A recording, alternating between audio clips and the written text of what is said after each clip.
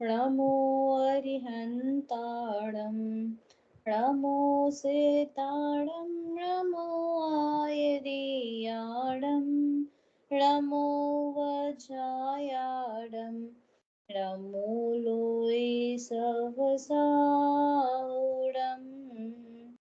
मङ्गलं भगवान् वीरो मङ्गलं गौतमो गणी मङ्गलं कुन्दकुन्दाद्यो जैनधर्मोऽस्तु मङ्गलं सर्वमङ्गलमाङ्गल्यं सर्वकल्याणकारकं प्रधानं सर्वधर्माणां जैनं जयतु शासनम् जैनम जयतु शासनम। चलिए, तो तीर्थंकर वाला चैप्टर भी हो गया हमारा, है ना। तीर्थंकर के चैप्टर में भी हमने देखा था 24 तीर्थंकरों के नाम, तीर्थंकर कौन है, विदेह क्षेत्र के, भरत क्षेत्र के सारे तीर्थंकर हमने देख लिए थे, उसमें तो कोई डाउट नहीं है किसी को। आगे बढ़े अपन, है ना। ठीक है, हो गए तीर्थंकर के नाम। आगे के याद हुए नीलम भाभी? हो गए? अरे वाह, बढ़िया सुनाइए। पहले से आते थे कि अभी किए हैं? नहीं, पहले चिन्ह भूल जाती थी, अभी अच्छा, थोड़ा बढ़िया सुनाइए। स्टार्टिंग 11 से सुनाऊं? हाँ, 11वें श्रेयांसनाथ का नहीं स्टार्टिंग से, पहले से। पहले ऋषभ देव का चिन्ह बैल। हाँ, पहले ऋषभ देव का बैल, दूसरे अजितनाथ का हाथी, तीसरे संभवनाथ का घोड़ा, चौथे अभिनंदन का लाल कमल, बंदर, पांचवें सुमितनाथ का लाल कमल, चकवा पक्षी। हाँ? एक बार आप देख लो सामने, फिर आप हाँ, कर लो। पांचवें चकवा, छठवें पदम प्रभु का लाल कमल, हाँ जी। सातवें सुपार्श्वनाथ का स्वास्तिक, आठवें चंद्र प्रभु का चंद्रमा, नौवें पुष्पदंत का मगर, 10वें शीतलनाथ का कल्पवृक्ष, 11वें श्यामनाथ का गेंडा, 12वें वास्तुपूज्य का भैंसा, 13वें विमलनाथ का सुअर, 14वें अनंतनाथ का सेही, 15वें धर्मनाथ का वज्रदंड, 16वें शांतिनाथ का हिरण, 17वें कुंतनाथ का बकरा, 18वें अरेनाथ का मछली, 19वें मल्लेनाथ का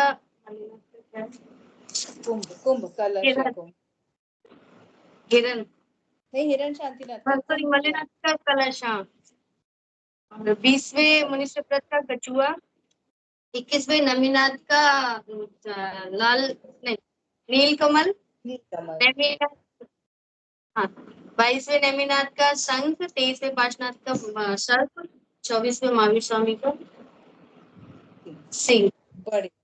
बढ़िया, बहुत बढ़िया। इसको भी आता है क्या?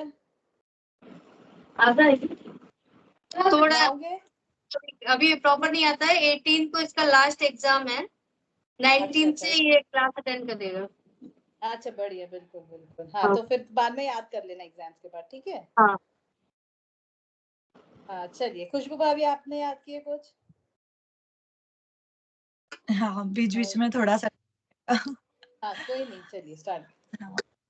आदिनाथ जी का बेल, दूसरे अजितनाथ जी का हाथी, तीसरे संभवनाथ जी का घोड़ा, चौथे अभिनंदन जी का बंदर, 5वें सुमतिनाथ जी का चकवा, 6ठे पद्म प्रभु जी का पद्म, 7वें सुपार्श्वनाथ जी का स्वास्तिक, 8वें चंद्र प्रभु जी का चंद्रमा, 9वें पुष्पदंत जी का मगर, 10वें शीतलनाथ भगवान का कल्पवृक्ष, 11वें श्रेयांसनाथ जी का गेंडा, 12वें वासुपूज्य जी का भैंसा, 13वें विमलनाथ जी, 14वें अनंतनाथ जी का सेही, 15वें धर्मनाथ जी का वज्रदंड, फिर 16वें शांतिनाथ जी का हिरण, शांति कुंथुअरा, कुंथुनाथ जी का बकरा, अरनाथ जी का मछली, फिर 19वें मलिनाथ जी का कलश और 20वें मुनि सूरतनाथ भगवान का कछुआ, नमीनाथ जी का शंख, नेमिनाथ का शंख, नमीनाथ भगवान का नमीनाथ जी का नीलकमल, नेमिनाथ जी का शंख, 23वें पार्श्वनाथ भगवान का सर्प, 24वें महावीर स्वामी का सिंह। बढ़िया। निकिता जी आपने किए यार? पूरे नहीं करी थी लेकिन थोड़े से किए। जितने, हाँ कोई बात नहीं, जितने। पहले ऋषभदेव भगवान का बैल का चिन्ह, दूसरे अजितनाथ हाथी का चिन्ह, तीसरे संभवनाथ घोड़ा का चिन्ह, चौथे अभिनंदननाथ बंदर का चिन्ह, पांचवें सुमतिनाथ चकवा का चिन्ह, छठे पद्म प्रभु कमल का चिन्ह, सातवें सुपार्शनाथ स्वास्तिक का चिन्ह, आठवें चंदा प्रभु चंद्रमा का चिन्ह, नौवें पुष्पदंत मगर का चिन्ह, 10वें शीतलनाथ कल्पवृक्ष का चिन्ह, 11वें श्रेयांसनाथ गेंडे का चिन्ह, गेंडे का चिन्ह, 12वें वासुपूज्य आगे याद नहीं है, भैंसे का चिन्ह। चलिए बढ़िया, कोई बात नहीं, बढ़िया, आगे के भी याद हो जाएंगे। चलिए अच्छा है, बढ़िया, अच्छा सब लोग ने किया। वैदिक ने किए क्या? नहीं वैदिक ने अभी नहीं, एक्चुअली एग्जाम चल रहा है, टाइम नहीं मिलता। हाँ कोई बात नहीं, मैं तो ऐसे ही पूछ रही हूँ, वो तो स्टूडेंट नहीं है ऐसे ऑफिशियली। हाँ बढ़िया। चलिए, तो इस तरह से हमारा तीर्थंकर का चैप्टर तो हो गया था। अब आगे हमारा चैप्टर है देव दर्शन। तो इसमें तो पहले अपन आज बात करते हैं, आज के दिन जहां तक बातों में निकल जाएगा कि देव दर्शन आप सब बताइए कि आप कैसे देव दर्शन करते हैं, क्या आप प्रोसेस से करते हैं देव दर्शन, किस स्टेप से करते हैं देव दर्शन, एंड एडिशनली क्यों जा रहे हैं हम मंदिर। अगर आप सब रोज मंदिर जाते हैं, वेल एंड गुड, क्यों जाते हैं मंदिर, क्यों देव दर्शन करना है। चलिए खुशबू भाभी बताइए, क्यों करते हैं देव दर्शन हम, एंड कैसे करते हैं आप। देव दर्शन के लिए हम इसलिए जाते हैं अपनी आत्मा की शुद्धि के लिए, मतलब अपने आप को जानने के लिए कि मैं कौन हूँ। और मंदिर देव मैं दर्शन और के क्वेश्चन पूछती जाऊँ इस पे। अच्छा, मैं कौन हूँ मंदिर में जाके कैसे पता चल जाता है? मंदिर में जाके कैसे, देखिए सेल्फ रियलाइजेशन है ना ये, इस कारण मैं पूछ रही हूँ, ऐसा नहीं है। बस सेल्फ हाँ रियलाइजेशन हो के मुझे भी समझ आएगा, आपको भी नई नई चीजें समझ आएंगी, मुझे भी नई नई चीजें आएंगी, इसलिए बस पूछ रही हूँ। हाँ, तो पता नहीं, पर भगवान की मूर्ति को देख के हो सकता है कि हमें सेल्फ रियलाइजेशन थोड़ी देर के लिए, थोड़े क्षण के लिए होता है कि हमें अपनी आत्मा को पहचानना चाहिए, वैसा कुछ। इमेजिनेशन करके नहीं हो सकता, जैसे आंख बंद करके हम बैठ जाए, भगवान की प्रतिमा का ध्यान करें घर पे बैठ के, उससे सेल्फ रियलाइजेशन हो तो सकता है, पर वो इतने भाव जो मंदिर जाने के बाद वहां पे जो एग्जैक्टली बनते हैं, वो घर में नहीं बन पाते ना, इसीलिए हम मंदिर जाते देखिए 4 तरह की शुद्धियां होती हैं, द्रव्य, क्षेत्र, काल, भाव। आप लोगों ने सुना होगा, द्रव्य की शुद्धि, क्षेत्र की शुद्धि, काल की शुद्धि, भाव की शुद्धि। तो क्षेत्र की शुद्धि है ये, है ना। वो क्षेत्र ही ऐसा है कि वो अपने परिणामों को, अपने भावों को शुद्ध कर देता है, इस कारण। बढ़िया, हाँ भाभी आगे फिर बताइए और कैसे करते हैं दर्शन, पूरा प्रोसेस बता दीजिए, हाथ पैर धोने से हाँ लेके एंड तक। हाँ, सबसे पहले हम घर से साफ वस्त्र पहन के निकलने के बाद में मंदिर जाते समय अपने जूते चप्पलों को खोल के वहां पर रखे हुए पानी से हम हाथ पैर धो के और जय जय, मतलब भगवान की जय जयकार करते हुए 3 बार निश्चय निश्चय निश्चय शब्द बोलते हुए और एंटर करते हैं और भगवान की प्रतिमा के सामने ओम जय जय जय नमोस्तु नमोस्तु नमोस्तु 3 बार भगवान को प्रणाम करते हुए नमोकार मंत्र का पाठ, चत्तारी मंगल पाठ, और फिर उसके बाद में परिक्रमा लेते हुए, मतलब जनरली दर्शन स्तुति बोल के, और फिर उसके बाद में कौन सी स्तुति पढ़ते हैं आप? प्रभु पतित पावन। हाँ, फिर वहां पर दर्शन स्तुति बोलने के बाद में, अगर मतलब बेसिकली मैं तो इतना ही कर पाती हूँ, पर नहीं अगर आप आपका बताइए कि जो आप करते हैं, आइडियल वाला नहीं चाहिए हमें, बुक वाला, हाँ बारकोड वाला नहीं चाहिए बिल्कुल भी। तो दर्शन स्तुति बोल के और बस हाथ जोड़ के और घर वापस। बढ़िया बढ़िया, चलिए हाँ निकिता जी बताइए। पहले तो वही हाथ और पैर हम अपने धोते हैं, फिर मंदिर में प्रवेश करते हैं, निश्चय निश्चय बोल के 3 बार। फिर हम नमो का मंत्र बोलते हैं, चतारी मंगल पाठ, ये सब बोलते हैं। फिर मैं एडिशनली एक वो स्तुति है मोक्ष में उसकी अरिहंत सिद्ध सूर्य वाली जो स्तुति है मैं पढ़ती हूँ। बाकी 24 भगवान की जो स्तुति आपने लास्ट अभी क्लास में बताया था, ऋषभ अजित संभव जी, वो पर बाकी जो भी वहां पर मूर्तियां जो विराजमान होती है उनके अर्घ पढ़ते हैं। फिर परिक्रमा लगाते हुए जो भारल जी का एक वो है ना महावीर स्तुति, जो मोह माया मान मत्सर, हाँ जी वो पढ़ते हैं जी। और बस फिर अगर टाइम होता है तो हम जाप भी लगाते हैं। और फिर अगर कुछ होता है ग्रंथ जो थोड़ा इजी वाला होता है वो मैं थोड़ा सा कभी कभी पढ़ लेती हूँ। और बाकी फिर हम फिर हम अपना प्रक्षाल करके, मतलब प्रक्षाल लगा के और फिर घर आ जाते। बढ़िया बढ़िया। और क्यों करते हैं दर्शन अपन, रोज क्यों जा रहे हैं मंदिर? भावों की शुद्धि के लिए कि हमारे भाव भी भगवान जैसे निर्मल हो, हम भी उनकी तरह हो। घर में क्योंकि व्यस्तता होती है, हमारा माइंड डाइवर्ट होता है कि हम घर में भी पूजन कर सकते हैं, हमारा माइंड होता है कि अभी हमें ये काम करना है, गैस पे दूध रखा है या मुझे खाना बनाना है, बाहर गेट पे मेड आ गई या कुछ भी। तो वहां पर एक पीसफुलनेस होती है कि एटलीस्ट हम उतनी देर के लिए तो भगवान की शरण में है, मतलब हम सिर्फ और बाकी चीजों को थोड़ा निग्लेक्ट करके हम थोड़ी देर तो भगवान का ध्यान लगा सकते हैं। तो हम आई बिलीव कि हम इसलिए चाहते हैं।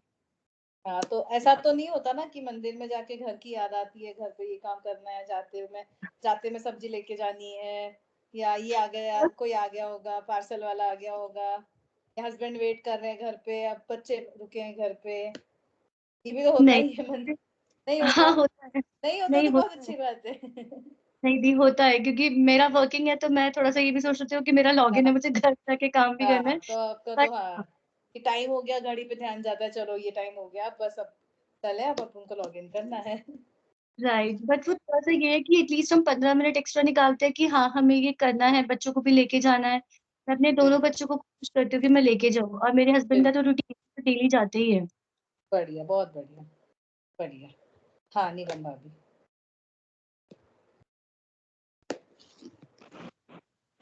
हाँ, सबसे पहले हाथ मंदिर जाते हैं तो हाथ धो के फिर मंदिर में जो जाते हैं, अंदर जाते हैं तो निश्चय निश्चय निश्चय बोलने के बाद भगवान के सामने जाके ओम जय जय जय नमोस्तु नमोस्तु नमोस्तु और नमोकार मंत्र सब पढ़ते हैं। उसके बाद जो भी भगवान सामने प्रतिमाएं हैं उनके अर्घ बोलते हैं, और अर्घ जो भी द्रव्य चढ़ा के फिर उसके बाद दर्शन पाठ पढ़ती हूँ। और उसके बाद दर्शन पाठ पढ़ने के बाद जो भी टाइम रहता है तो क्या पढ़ना है वो पढ़ लेते हैं, भक्ता मर्जी या कोई भी चीज। बढ़िया बढ़िया बढ़िया। और क्यों करते हैं दर्शन, आप भी बताइए। उनके जैसा बनने के लिए, उनके जो गुण एक्चुअली है। मैं ये पॉइंट रुकी थी क्योंकि हमने चताई मंगल वाले पार्ट में एंड की लाइन पढ़ी थी ना, याद होगा कि पंचपरमेष्ठी की शरण में जाना यानी उनके बताए हुए मार्ग पर जाना, उन जैसा बनने के लिए जाना। तो उन जैसा बनने के लिए हमें क्या करना पड़ेगा? जब हम सामने, जैसे कोई अगेन वो वाला एग्जांपल जो आता है कि किसी को क्रिकेटर बनना है तो अपने पूरे कमरे में विराट कोहली, सचिन तेंदुलकर सबके फोटोज लगा के रखता है। तो हम भगवान को देखेंगे तब हमें रियलाइज होगा कि हमें भी इन जैसा बनना है ना, हमें भी ऐसा बनना है जैसे ये बन गए हैं, जैसे इन्होंने अपने कर्मों का नाश कर दिया है, जैसे जो पल इन्होंने प्राप्त कर लिया है वो पल हमें भी प्राप्त करना है। मेन तो मोटो हमारा यही है ना। हम बच्चों से यही पूछते हैं किस किस किस को भगवान बनना है, हाथ ऊपर करो। तो अब आप लोग से ऐसा नहीं पूछेंगे, पर आप लोग भी समझ रहे हैं कि हमें अल्टीमेटली फाइनली हमें भगवान ही बनना है। हमारा सारा जो कार्य चल रहा है वो भगवान बनने के लिए चल रहा है। तो मंदिर में हमें प्रतिमा को देखिए, ये रियलाइजेशन होना चाहिए। आप बातें करिए भगवान से, भगवान से बातें करिए कि भगवान आप तो इतने महान हैं, आपने ये कर नाश कर दिया, आपने कैसे किए होंगे, मैं भी ऐसा करूं, मेरे अंदर भी शक्ति है सबके अंदर भगवान बनने की। तो इस भव में नहीं है पर आगे भव में शक्ति तो है कि भगवान बन जाएंगे हम कभी ना कभी। जब हम इतना धर्म ध्यान कर रहे हैं अभी, जब हम इतनी क्रियाएं कर रहे हैं, जब हम अपना इतना टाइम धर्म में लगा रहे हैं, क्लासेस अटेंड कर रहे हैं ऑनलाइन, क्या आवश्यकता है? हम 1 घंटा और टाइम पास कर सकते हैं, कोई बुक्स पढ़ सकते हैं, कोई सीरीज देख सकते हैं, कोई मूवीज देख सकते हैं, कहीं फ्रेंड्स के साथ गॉसिप कर सकते हैं, बाहर वॉक कर सकते हैं। अगर हम हेल्थी फ्रीक है तो फिर हम जाके अपना वॉक कर ले या वर्कआउट कर लें 1 घंटे में, पर हम क्लास में आ रहे हैं, है ना? तो यानी हमारा इतना तो है कि हमें धर्म में रुचि तो है। तो रुचि है तो यानी हमें भगवान बनना है, ये तो हमारा दृढ़ निश्चय है। ये तो हमारा पक्का निश्चय है कि हमें भगवान तो बनना है। तो कैसे बनेंगे? जब हम सामने देखेंगे उन्हें, तब हमें रियलाइज होगा। दर्शन का नाम केवल ये नहीं है कि हम जाएं, स्तुति पढ़ें, अर्घ चढ़ाएं, अर्घ पढ़ें, या कोई हम स्तोत्र आदि ग्रंथ आदि पढ़ें और आ जाएं। दर्शन का अर्थ तो ये है कि हम उन्हें देखें। दर्शन का शाब्दिक अर्थ होता है देखना। तो हम उन्हें देखें, हम उन्हें देख के हम रियलाइज करें कि कैसे है ये भगवान। सच में आप लोग को ऐसे दर्शन करना चाहिए कि 5-10 मिनट लग निकालिए, 5-10 तो चलिए बहुत ज्यादा हो गए, 5 मिनट निकालिए, केवल प्रतिमा जी को देखिए और प्रतिमा जी से बातें करिए कि भगवान आप तो कैसे महान हैं, आपने क्या क्या किया है। कोई भी पॉइंट उठा लीजिए कि आप तो समोशरण से विभूषित है, जो हम पढ़ते हैं ना, समोशरण आदि विभूतियों से आप विभूषित हैं। तो आपके तो सारे तरफ समोशरण, इतना सुंदर समोशरण था कि जिसे देखते ही लोगों की नजर ना हटे, और आप तो उसके बीच बैठ के भी आपने उसकी तरफ देखा नहीं। आपको कोई मतलब नहीं था समोशरण से कि क्या बाहर में दिख रहा है, कितना सुंदर है। एक बार भी उन्होंने आंख उठा के देखी कि अरहंत भगवान ने? अरहंत भगवान की तो नासा दृष्टि होती है, मतलब उनकी दृष्टि बिल्कुल यहाँ नाक पे होती है कि उन्हें ना यहाँ का दिख रहा है ना यहाँ का दिख रहा है। तो ऐसी नासा दृष्टि होगी भी, उन्हें एक बार भी ऐसा लगा कि यार मेरे नाम का समोशन बना, एक बार देख तो लो आंख खोल के कैसा बना है, कितना सुंदर है। उनकी तो ज्ञान में सारी चीजें आ रही है ना, केवल ज्ञान में, कि समोशन इतना सुंदर है, इतना ऐसा है, भव्य है, इतने चमर है, इतने अष्ट प्रातिहार्य है। पर उन्होंने कभी ऐसा सोचा क्या कि मैं आंख खोल के देख तो लूं एक बार कि कैसा है समोशरण, ये वास्तव में ऐसा है क्या जैसा मेरे ज्ञान में आ रहा है, रियल में ऐसा है क्या? नहीं देखा उन्होंने। तो ऐसे ही हमें भी भगवान बनना है, ऐसे ही हमें भी उन्हें भगवान की तरफ नजर उठा के हमें इस तरह से देखना है, इस तरह से उनसे बातें करनी चाहिए दर्शन में। मतलब दर्शन करना सिर्फ ऐसा नहीं है कि हम आए। अब हमने तो ये भी जान लिया था कि नमोकार मंत्र जब हम पढ़ रहे हैं तो नमोकार मंत्र का अर्थ सहित पढ़े, है ना? आप एक ही बार पढ़िए, पर सोच कर पढ़िए कि हम क्या पढ़ रहे हैं। नमो अरिहंताणम हम बोल रहे हैं, तो अरहंतों को नमस्कार। कौन अरहंत? तो ये सामने जो हमारी प्रतिमा है, ये अरहंत, ये अरहंत भगवान को हम नमस्कार कर रहे हैं। तो ऐसा देव दर्शन होना चाहिए, भावों की प्रधानता होनी चाहिए। वो छोटे बच्चों वाला देव दर्शन हो गया है ना, जो इस चैप्टर में भी आएगा, जो इस पार्ट में भी जो आएगा, वो बच्चों वाला हो गया कि बच्चों को सिखाते हैं कि बेटा ऐसे करना चाहिए, ऐसे करना चाहिए, क्रियाएं सिखा रहे हैं। पर हम इतना भावों को समझ सकते हैं बड़े होने के कारण, तो हमें भावों से दर्शन करने चाहिए। केवल हमें बाहरी बाहरी दर्शन नहीं करने चाहिए, भाव सहित दर्शन करने चाहिए हमें कि कैसे भगवान जी हैं। आप कभी ट्राई करिए, एक हफ्ते में एक दिन तो ट्राई करिए कि 5 मिनट इसमें निकालिए कि बैठ के भगवान जी से बातें करिए। बड़ा बड़ा मजा आएगा। मतलब कि कभी किसी दिन कोई पॉइंट उठा लीजिए कि भगवान जी आप तो 4 कर्म से रहित है, अभी तो आप 8 कर्म से रहित हो गए, कैसे आपने नाश किए होंगे ये कर्म? कैसे आपको ये समझ में आ गया कि हाँ ये मेरे लिए हितकारी है, ये मेरे लिए बेनिफिशियल है, मुझे यही करना है? तो ये सारी चीजें करके हम दर्शन करें तो इसकी अलग महिमा है, इसकी अलग ही इम्पोर्टेंस है, इसमें और मजा आएगा दर्शन करने में।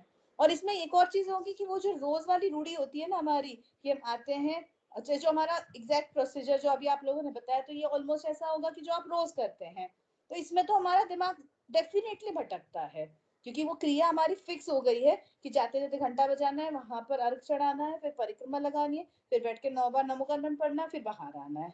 तो ये तो बिल्कुल ऐसा रोबोटिक सा हो जाता है कि एक रोबोट चला दिया है, वो पूरा काम करके आ रहा है। और अगर हम भावों से दर्शन करेंगे तो हम, आप सोचिए ना, भावों से दर्शन करने में कितना डिफरेंस आएगा। एक काम करिए, नेक्स्ट वीक में ट्यूसडे तक की क्लास में कोई एक दिन सब लोग करिए और फिर डिफरेंस बताना मुझे कि क्या आपने बातें की भगवान जी से और क्या मजा आया उसमें, कि क्या डिफरेंस आपको फील हुआ अपने आप से, ऐसे, है ना? तो देव दर्शन में हमें ये समझना चाहिए। और जैसे अभी आप लोगों ने स्तुति भी बोली कि प्रभु पतित पावन पढ़ते हैं या दर्शन पाठ पढ़ते हैं, तो उन्हें भी अर्थ सहित पढ़िए, उन्हें भी समझ कर पढ़िए कि हम क्या पढ़ रहे हैं। मतलब रटना रटना रटना नहीं है ना, बच्चे नहीं है कि मतलब रट रट के पढ़ लिया सिर्फ। अब हमें मीनिंग्स वर्ड्स के भी हिंदी में, हिंदी की वो है, और अगर संस्कृत का दर्शन पाठ है तो उसका भी इजी मीनिंग है, उसमें भी कोई डिफिकल्ट वर्ड्स है नहीं। तो आप लोग ऐसे मीनिंग समझ समझ कर पढ़ेंगे ना, तो आप लोग को अच्छा लगेगा और अर्थ समझ में आएगा हमें कि हम क्या पढ़ रहे हैं, है ना? हम ABCD EFG नहीं पढ़ रहे हैं, हम कोई वर्ड्स पढ़ रहे हैं, तो वो वर्ड्स का मीनिंग समझ में आ जाए, तो बड़ा मजा आएगा ऐसा दर्शन करने में। ऐसा दर्शन करने का कभी ट्राई कीजिए, है ना? चलिए, है ना? तो और हम पार्टी ले लें क्या फिर? पार्ट स्टार्ट कर लेते हैं अपन। मैं स्क्रीन शेयर करती हूँ।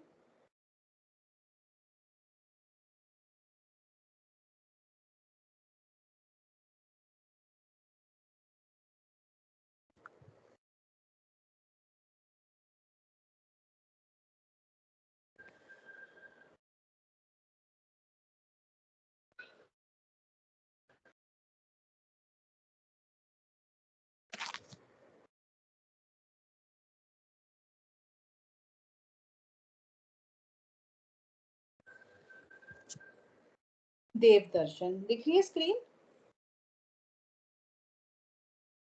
हाँ जी दीदी। हाँ, देव दर्शन। तो इसमें बेसिकली दो लोगों का कन्वर्सेशन है। दो फ्रेंड्स है, आपस में बात कर रहे हैं। एक थोड़ा धार्मिक है, एक नॉन धार्मिक है। तो वो जो धार्मिक है वो क्या कर रहा है, जो जिनेश है और दिनेश है वो बता रहा है। ठीक है, जिनेश, चलो चलो दिनेश, सुबह सुबह यह क्या कर रहे हो? सुबह तो सबसे पहले हमें देव दर्शन करना चाहिए। कुछ और कार्य कर रहा होगा तो उसने कहा पहले देव दर्शन करना चाहिए। दिनेश, पत्थर को पूजने से क्या लाभ होगा? ये बहुत बड़ा वाला पॉइंट है। ये हमें ऐसा लगता है कि बच्चों वाला पॉइंट है, पर बहुत बड़ा पॉइंट है कि पत्थर को पूजने से क्या लाभ होगा। बताइए आप लोगों को क्या लगता है? इसके ऊपर भी बात कर लेते हैं कि पत्थर को पूजने से हमें क्या मिलेगा। बताइए, कौन बताएगा? पत्थर को पूजने से हमें क्या मिलेगा? अरे बताइए बताइए, फिर मुझे नाम लेना पड़ेगा एक एक का। आप अपने आप ही बता दीजिए।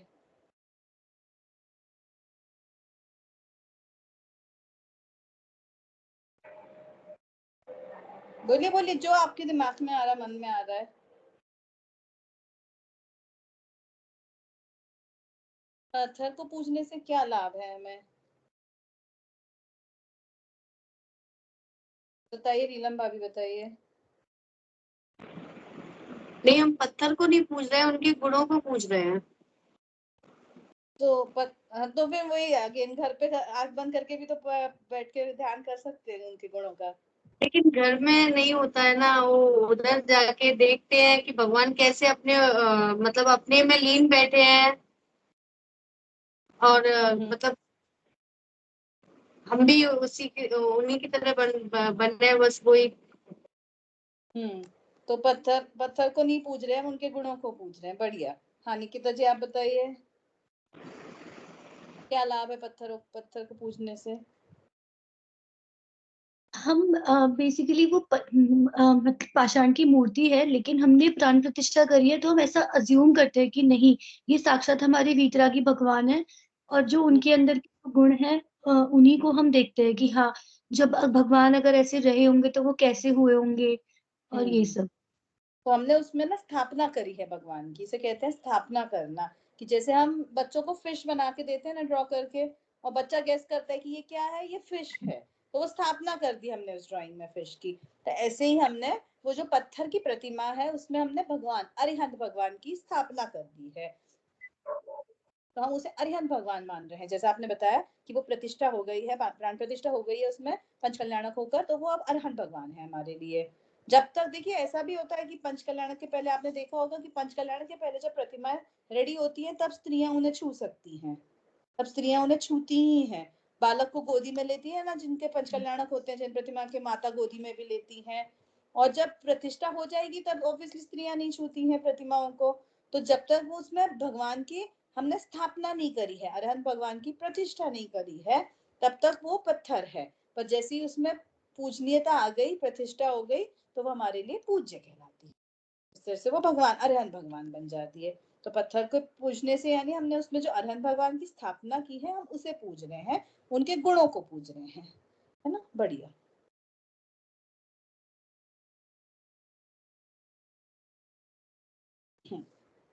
जिनेश, आपकी फोटो कोई फाड़े तो आपको कैसा लगेगा? मेरी फोटो का अपमान मेरा ही तो अपमान है, इसीलिए मुझे तो बुरा लगेगा। सही बात है, किसी की फोटो को कोई फाड़ दे तो कितना बुरा लगेगा अपने को। वाह, जब आपके फोटो के अपमान में आपका अपमान है, तो क्या भगवान की प्रतिमा के सम्मान में भगवान का सम्मान नहीं है? है ना? इसी तरह से जैसे फोटो फाड़ देने पर अपमान हो गया, ऐसे ही जो भगवान की प्रतिमा है उसमें उसकी हमने जब सम्मान की, उसका हमने जब सम्मान किया, भगवान की प्रतिमा का, जो पत्थर की प्रतिमा है उस भगवान की प्रतिमा का सम्मान किया, वो दैट इज इक्वल टू भगवान का सम्मान। उसी तरह से हम भगवान का सम्मान मान रहे हैं, उसी को हम भगवान का सम्मान मान रहे हैं। क्यों मान रहे हैं ऐसा? क्योंकि हमारे लिए साक्षात यहाँ अरहंत भगवान विराजमान नहीं है। या साक्षात अरहंत भगवान होते तो हम उनकी प्रतिष्ठा करते, हम उनके गुण गाते, हम उन्हें पूजते। फिर हाँ, बात तो सही है, फिर तो मैं भी देव दर्शन के लिए चलूंगा। चलो, तो फिर तुम धुले वस्त्र पहन कर आओ। वातावरण की पवित्रता बनाए रखने के लिए दूसरों का ध्यान भंग ना हो, इसका ख्याल करना चाहिए। फोन, मोबाइल जैसे बाधक साधनों को भी वहां ले जाना उचित नहीं है। तो वातावरण की पवित्रता बनाए रखने के लिए और दूसरों का ध्यान भंग ना हो, ये बहुत बड़े बड़े पॉइंट्स आ गए। वातावरण की शुद्धि बनाए रखने के लिए हमें एक तो धुले वस्त्र क्यों पहनने चाहिए कि हमारे कपड़ों से स्मेल आ रही हो पसीने की, या हमने मान लीजिए एक दिन पहले हमने डिओड्रेंट परफ्यूम को यूज किया है, हम वही कपड़े पहन के जा रहे हैं, तो सामने वाले को भी खुशबू आ रही है उसकी, सामने वाले को भी पता चल रहा है कि अच्छा ये इंसान आया। ध्यान तो अपना भटकता ही है ना कि खुशबू कुछ आई, कुछ अच्छी खुशबू आई या कैसी स्मेल आ रही है। तो इन सब का ध्यान, इसका बहुत बड़ा दोष लगता है अगर हम ऐसे काम करें ना कि जिसमें हमारे कारण किसी और का ध्यान भंग हो रहा है, वो भी देव दर्शन से। देव दर्शन मतलब भगवान जो सबसे परम है, जो हमने देखा था कि उनसे उत्तम कोई नहीं है लोक में, ऐसे भगवान के प्रति अगर हम अभिनय करवा रहे हैं किसी की, तो ये हमारा बहुत बड़ा दोष है। इससे हमें बहुत ज्यादा पाप का बंध होता है। देव दर्शन में किसी का देव दर्शन भंग कराना, देव दर्शन के बीच में विघ्न डालना। और क्या बताया था? वातावरण की पवित्रता बनाए रखने के लिए और दूसरों का ध्यान भंग ना हो, इसके लिए। जैसे आपके मोबाइल होते हैं, कई लोगों के बजते भी हैं फोन, अगर आप फोन लेकर जाते हैं, अगर आपको कोई जाना ही पड़ता है, ऐसा कोई रीजन है कि जाना ही पड़ता है, अनअवॉइडेबल रीजन है, तो आप फोन को साइलेंट पे कर दीजिए। हाँ, फोन को स्विच ऑफ रखिए, साइलेंट पे कर दीजिए, ताकि सामने वाले का ध्यान ना भंग हो उसके कारण। नहीं तो कई बार ऐसा होता है कि वो जो भी है जिसका फोन है वो फोन पॉकेट में रहता है। मैंने देखा है कई बार मंदिर में कि फोन बज रहा है और वो बेचारा अर्घ पड़ रहा है तो फोन उठा भी नहीं रहा है, या वो फोन को साइलेंट भी नहीं कर रहा है, तो फोन तो कंटिन्यू पूरी रिंग उसकी रिंगटोन बज रही है और वहां वो अर्घ पड़ रहा है। तो सामने वाले का भी ध्यान हुआ भंग, उसका खुद का भी हुआ कि किसका फोन आया होगा इस टाइम। ये तो हमारे दिमाग में सबसे पहला आता है कि 9:30 बजे सुबह के, तो हो सकता है उसका फोन हो सकता है इसको भी तो कल कहा था मैंने फोन करना, उसका फोन होगा। तो इस तरह से अपना भी ध्यान भटक रहा है, सामने वाले का भी भटक रहा है। और अगर किसी गाने की रिंगटोन हो तो फिर सुभान अल्लाह है, फिर तो पता नहीं कहाँ पहुंच जाएंगे फोन बजते ही। तो इसलिए हमें ट्राई करना चाहिए कि फोन लेके ही ना जाए। पर ऐसा कोई रीजन है आपका कि आपको फोन ले जाना पड़ रहा है, वहां से कहीं जाना है, किसी का फोन आना है, कुछ भी, आप साइलेंट पे रखिए फोन। फोन जैसी चीजों को साइलेंट पे रखकर लेके जाइए। दोनों मंदिर के बाहर आकर खड़े हैं। जिनेश, हमें चाहिए कि पहले चप्पल जूते खोलकर पानी से हाथ पैर धोकर फिर भगवान की जय जयकार करते हुए 3 बार निस्सही निस्सही निस्सही बोलते हुए मंदिर में प्रवेश करें। तो मंदिर में प्रवेश कैसे करें कि सबसे पहले हाथ पैर धोएं, अच्छे से हाथ पैर धोएं, क्योंकि चप्पल के पैर रहते हैं, हाथ हमारे कहीं कहीं छुपे हुए रहते हैं, शुद्धि से जाना चाहिए, इसलिए हाथ पैर धोएं, भगवान की जय जयकार लगाते हुए अंदर घुसें और 3 बार निस्सही निस्सही निस्सही बोलते हुए मंदिर जी में प्रवेश करें। निस्सही का क्या अर्थ होता है? निस्सही का अर्थ सर्व सांसारिक कार्यों का निषेध है। तात्पर्य यह है कि संसार के सब कार्यों की उलझन छोड़कर मंदिर में प्रवेश करना चाहिए। तो निस्सही का क्या अर्थ है, ये समझ में आया? ये निस्सही का एक अर्थ है, एक और अर्थ है, मैं बताती हूँ। एक तो निस्सही का ये अर्थ है जो अभी हमने पढ़ा कि जो भी हमारे संसार के कार्य हैं उसके लिए हम शपथ लेकर यहाँ पे शपथ ले रहे हैं कि वो सारे कार्यों को हम पीछे घर में छोड़कर आ रहे हैं। यहाँ से हम आगे जाएंगे तो हमारे मन से, वचन से या काया से वो कोई भी संसार के कार्य नहीं होंगे। इसका अर्थ है काया से तो हमारे हो ही नहीं रहे मंदिर में, चलिए मानते हैं हम कि वहां जाके हम ना कोई खाना बना रहे हैं, ना कोई झाड़ू पोछा डस्टिंग कपड़े धोना सुखाना कुछ नहीं कर रहे हैं। वचन से किसी से सांसारिक बातें कर रहे हैं हम कि उसकी लड़की आई है, कि उसकी वहां शादी हुई है, कि उसके यहाँ बच्चा हुआ है, कि उसका ये हुआ है, ये सारी चीजें आ गई वचन में आपके। अब आपने निश्चय ही बोल दिया और आप अंदर मंदिर में गए और आपको आपकी कोई फ्रेंड मिल गई और आपने ये सारी बातों में से एक बात भी कर ली, तो आपने अपनी प्रॉमिस तोड़ दी। सिंपल। भगवान के सामने जो हमने प्रॉमिस की थी कि निश्चय ही हम संसार के सारे काम बाहर छोड़कर आ रहे हैं, वो आपने तोड़ दिए। ये भी एक बहुत बड़ा दोष है कि देव दर्शन भगवान जैसे, जैसे आप ऐसा मान लीजिए कोई फंक्शन हो और वहां पर प्राइम मिनिस्टर आया हो या प्रेसिडेंट आई हो और वो सामने बैठे हैं और हम उनकी बातें छोड़कर आपस में बातें करें, जैसे स्कूल में टीचर पढ़ा रही है और हम आपस में बातें कर रहे हैं, तो डांट पड़ती है ना, बच्चों को डांट पड़ती है ना कि आपस में क्यों बातें कर रहे हो, मैं यहाँ हूँ, क्योंकि उस टाइम पे वो इम्पोर्टेंट है। तो इसी तरह से अरहत भगवान जैसे महान, तीन लोक के महान, जो सबसे महान है तीन लोक में, वो सामने है और हम आपस में क्या बातें कर रहे हैं, संसार की बातें कर रहे हैं। मतलब हमें भगवान के प्रति भी इतनी विनय नहीं आ रही है कि हमारे सामने भगवान है और हम उनकी छोड़ के हम किसी और की बातें कर रहे हैं, और किसी और की भी किसकी, संसार की बातें। बुरी बात है जिससे हमें उभरना है, जिससे उभरने के लिए हम मंदिर आए हैं। थोड़ा सोचिए तो कि संसार से उभरने के लिए, संसार से छूटने के लिए हम मंदिर आए हैं और मंदिर में आके भी हम वही बातें कर रहे हैं। तो ये तो बहुत बड़ा डबल दोष हो गया कि हम एक तो मंदिर में आए हैं और मंदिर में आके संसार की बातें ऊपर से, तो ये तो डबल दोष हो रहा है। तो इसलिए हमें संसार की बातें कभी नहीं करनी चाहिए मंदिर में। आप लोग बिल्कुल ध्यान दीजिए इस बात का कि जो बातें हैं मंदिर से बाहर आकर, किसी को कुछ बोलने का आ रहा है, अरे आजकल फोन की सुविधा है ना, आप घर जाके फोन लगा लीजिए उसे कि भैया ये तुमसे काम था। नहीं तो लोग क्या करते हैं, वहीं करना चालू कर देते कि भैया तुमने चावल कहाँ से खरीदे, हम दाल कहाँ से लेते हो, तुम मसाले कहाँ से लेते हो, और ये आ गई क्या, तुम्हारी बिटिया आ गई, तुम्हारे बेटे बहू आ गए, ये सारी बातें चल के संसार वहीं अंदर भी संसार ही चल रहा है।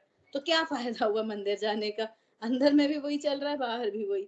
तो इसलिए मंदिर में हम निश्चय बोल के जाते हैं, हम एक शपथ लेके जाते हैं, हम एक प्रॉमिस करके जाते हैं। किसको, भगवान को प्रॉमिस नहीं कर रहे, हम खुद को प्रॉमिस कर रहे हैं कि मैं यहाँ से संसार की सारी बातें बाहर छोड़ के आता हूँ, बाहर छोड़ के आती हूँ।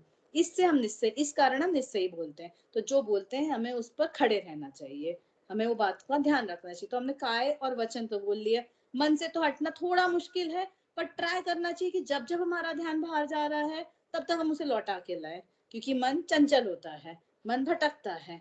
तो हमारा काम क्या है कि जब जब मन बाहर जा रहा है, बाहर भटक रहा है, बाहर कहीं निकल गया है, तो उसे पकड़ के अंदर लेकर आए, वापस हम मंदिर में रखें मन को।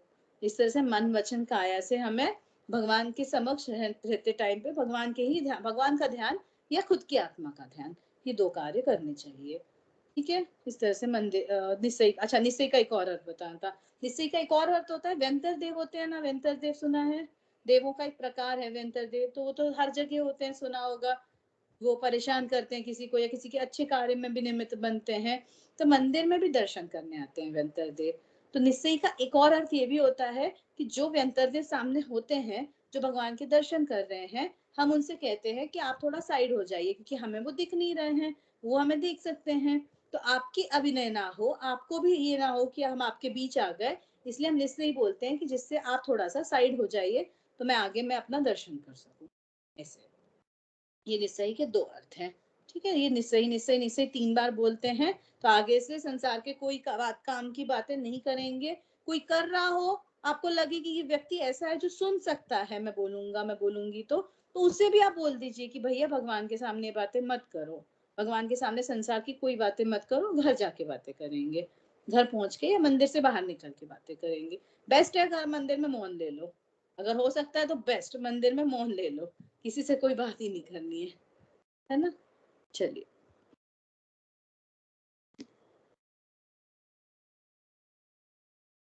हाँ, संसार के सभी कार्यों को की उलझन छोड़कर मंदिर में प्रवेश करना चाहिए।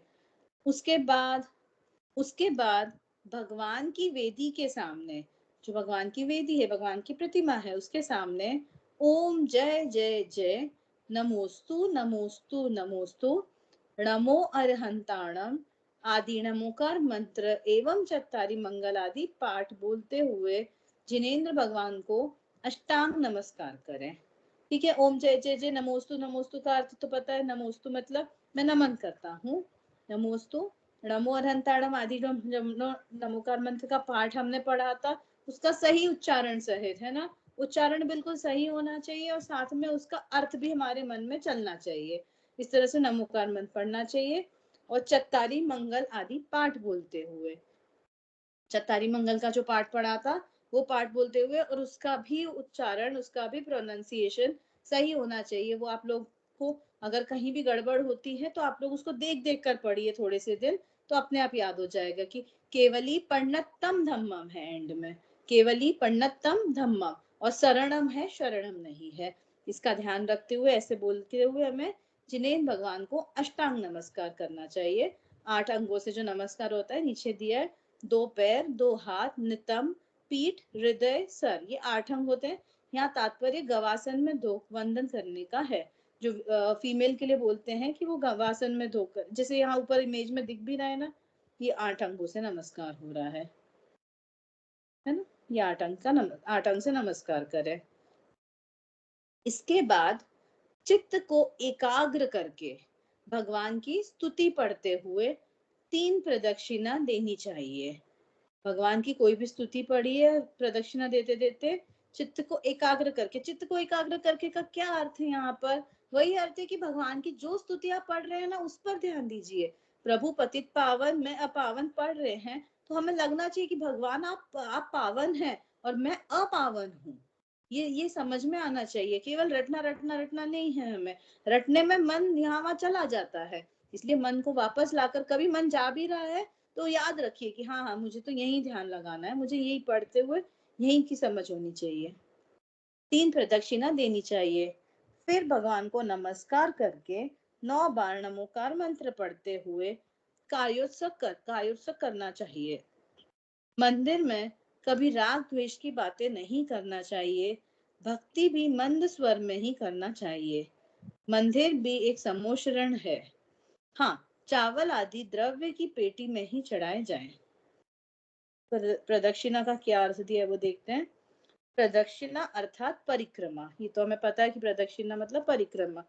भगवान के रूप को चारों ओर से निहारते हुए तथा उनका गुणानुवाद करने में विशेष रूप से सावधान रहते हुए परिक्रमा करनी चाहिए।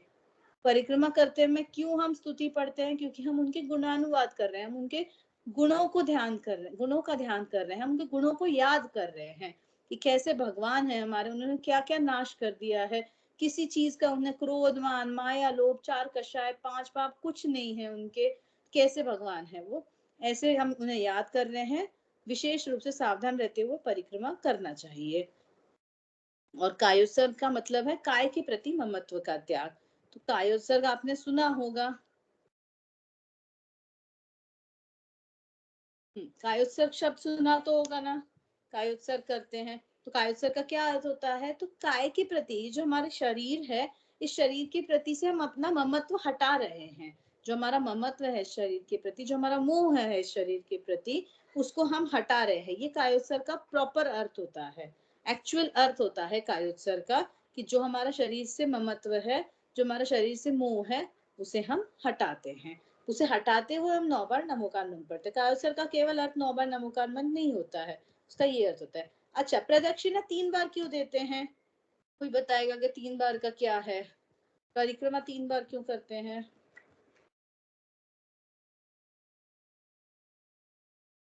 बताइए, कुछ अगर कुछ भी पता होगा तो बताइए ना, 3 बार क्यों परिक्रमा करते हैं? रत्नत्रय सम्यक दर्शन, सम्यक रत्नात्रय की प्राप्ति के लिए। बढ़िया, वेरी गुड। एक तो रीजन ये है कि रत्नात्रय की प्राप्ति के लिए, कि सम्यक दर्शन प्राप्त हो, हमें ज्ञान प्राप्त हो, सम्यक चारित्र प्राप्त हो। बहुत बढ़िया। एक और रीजन ना ये आता है, संस्कृत पढ़ी है क्या आप लोगों ने थोड़ी बहुत? अगर थोड़ी बहुत संस्कृत पढ़ी हो तो उसमें वचन होते हैं, एक वचन, द्विवचन, बहुवचन। त्रिवचन कुछ नहीं होता है ना। एक वचन है, या तो वो सिंगल होगा, या तो कोई चीज डबल होगी, या सीधे बहुवचन होगी। तो ये बहुवचन का भी प्रतीक है 3 परिक्रमा, कि हम एक बार नहीं परिक्रमा कर रहे हैं, हम 2 बार नहीं कर रहे, हम बहु बार कर रहे हैं। हम 3 को सिंबलाइज कर रहे हैं बहुवचन के जैसे, तो हम 3 बार परिक्रमा करके बहुवचन को संकेत कर रहे हैं। ठीक है, इस तरह से ये 3 बार परिक्रमा देते हैं। और कायोत्सर्ग का अर्थ समझ में आ गया ना? आप लोग कभी जिनवाणी भी पढ़ते हैं ना, उसके बाद भी कायोत्सर्ग होता होगा, कहीं स्वाध्याय करते हैं तो कायोत्सर्ग करते, तो कायोत्सर्ग का अर्थ होता है कि हे भगवान, जो जो मैंने अब पढ़ा मैं उसको ध्यान में रखूंगा, मैं याद रखूंगा उसे। और ये जो शरीर है जिसके प्रति मुझे सबसे ज्यादा मोह है, सबसे ज्यादा मोह किसके प्रति हमारा? पूरे विश्व में जो पर है ना, जो दूसरी चीजें हैं उसमें से शरीर, सबसे ज्यादा मोह हमारा शरीर के प्रति है। थोड़ी सी चोट लग जाए, थोड़ा सा कट लग जाए, तुरंत हम उसे ध्यान रखेंगे, उस पे लगाएंगे, बैंडेज लगाएंगे, डिटॉल लगाएंगे, सोफ्रामाइसिन लगाएंगे, सब लगाएंगे। सबसे ज्यादा मोह हमारा इस शरीर के प्रति है। तो उस शरीर के प्रति मैं क्या कर रहा हूँ, अपने ममत्व को, अपने मोह को त्याग रहा हूँ इतनी सी समय के लिए। 9 बार नमोकार मंत्र पढ़ते समय इतने से समय के लिए कि हमें याद रहे कि ये जो शरीर है वो भिन्न है और जो मेरी जीव आत्मा है वो इससे भिन्न है। ऐसे शरीर और आत्मा ये दो चीजें भिन्न है, ये जानने के लिए हम कालक्षेप करते हैं। ठीक है, भी आई थिंक यहीं तक लें क्या? हाँ यहीं तक लेते हैं। तो हाँ, ऐसे हमारा देव दर्शन होना चाहिए। अच्छा, देव दर्शन में जो हम स्तुति पढ़ते हैं, जैसे आप लोगों ने बताया प्रभु पतित पावन या दर्शन पाठ आदि पढ़ते हैं, इसके अर्थ भी पता होंगे ना आप लोगों को? ऐसे बेसिक अर्थ तो पता होंगे कि जब आप लोग पढ़ते हैं तब ध्यान रहता है। नहीं है तो फिर एक बार मेरा ऐसा वो है कि सजेशन है आप लोगों के लिए कि आप लोग उसका मीनिंग एक बार पढ़िए। अब अपन तो इतने बड़े हैं कि अपन को एक बार मीनिंग पढ़ के ना याद हो जाएगा कि एग्जैक्ट मीनिंग क्या है। तो मेरा ऐसा सजेशन है आप लोगों के लिए कि आप लोग उसका मीनिंग एक बार पढ़िए। आप दर्शन पाठ पढ़ते हैं ना नीलम भाभी, तो दर्शन संस्कृत वाला पढ़ते हैं, हिंदी वाला पढ़ते हैं? संस्कृत वाला ना, तो संस्कृत वाले का संस्कृत का थोड़ा थोड़ा मतलब तो पता चलता है, जैसे कि ना ही हाँ ना इजी भूत, नहीं तो हाँ हाँ वही वो सब मतलब समझ। दर्शनम चिन सूर्य से पता चलता है कि हम सूरज की उपमा देके पढ़ रहे हैं, दर्शनम चिन चंद्रमा की उपमा देके पढ़ रहे हैं, है ना? तो वर्ड्स का एक बार ध्यान रख के पढ़िए, एक बार अपने आप से पढ़िए, और नहीं आएगा उसके बाद आप खुद मीनिंग देखिए एक बार, कहीं भी मिल जाएगा आपको, गूगल पे भी मिल जाएगा। कुछ नहीं समझ आप मुझसे पूछ लीजिएगा। तो आप लोग एक बार मीनिंग पढ़िए और फिर पढ़िए। सेम प्रभुपतित पावन के साथ, प्रभुपतित पावन भी इतनी सुंदर भक्ति है, तो हमें उसकी पूरी भक्ति को पढ़ लेना चाहिए, एक बार उसका अर्थ समझना चाहिए, फिर हमें वो भक्ति भगवान के समक्ष पढ़नी चाहिए। तो इससे हमें समझ में आएगा कि हम क्या पढ़ रहे हैं, है ना? ऐसी बहुत सारी भक्तियां हैं, मतलब देव दर्शन करते समय पढ़ने के लिए भक्ति हमारे पास इतनी सारी है। जैसे एक वो है कितनी कैसी सुंदर जिन प्रतिमा है, तो ये प्रतिमा मतलब ये वाली भक्ति तो ऐसी लिटरली कि भगवान दिख जाए सामने, अपने आप मुंह से निकल आती है कि कैसी सुंदर जिन प्रतिमा है ये, कैसा सुंदर जिन धर्म है ये, मतलब जिन प्रतिमा के लिए है, कैसी सुंदर जिन प्रतिमा सुनी होगी आप लोगों ने। तो ये वाली जो, हाँ ये वाली जो स्तुति है ना, ये स्तुति हमें समझ में आनी चाहिए। तो ये स्तुति भी इजी है, ये स्तुतियां याद करें हम धीरे धीरे, ताकि हमें डिफरेंट स्तुतियां याद रहें जब हम भगवान के सामने जाएं।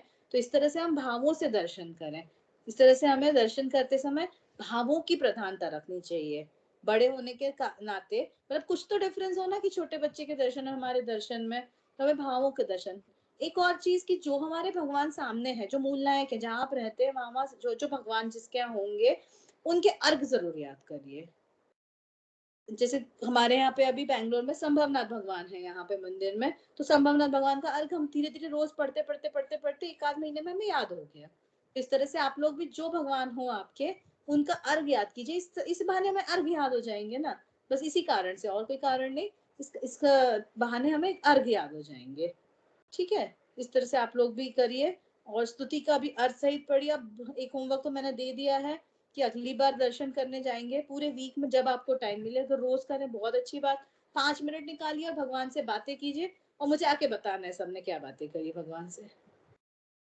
यहाँ आके बताना है कि भगवान से क्या क्या बातें करी। बहुत बातें हैं भगवान से करने के लिए, कोई कमी नहीं है, कोई लिमिट नहीं है कि भगवान आपका ज्ञान कितना अधिक है, आपने केवल ज्ञान प्राप्त किया। पंच कल्याणक के बारे में बात कीजिए कि भगवान आप जब गर्भ में आए होंगे तो माता को कितनी खुशी हुई होगी, माता को कोई दुख नहीं है, चारों तरफ पढ़ा था ना अपन ने समोश्रण में, कि वो अतिशय में पढ़ा था ना पिछली बार, जब उनका जन्म हुआ तो सारी सुवृष्टियां हो गई, सब सुंदर सुंदर हो गया। जब उन्हें केवल ज्ञान प्राप्त हुआ तो जमीन बिल्कुल कांच जैसी हो गई।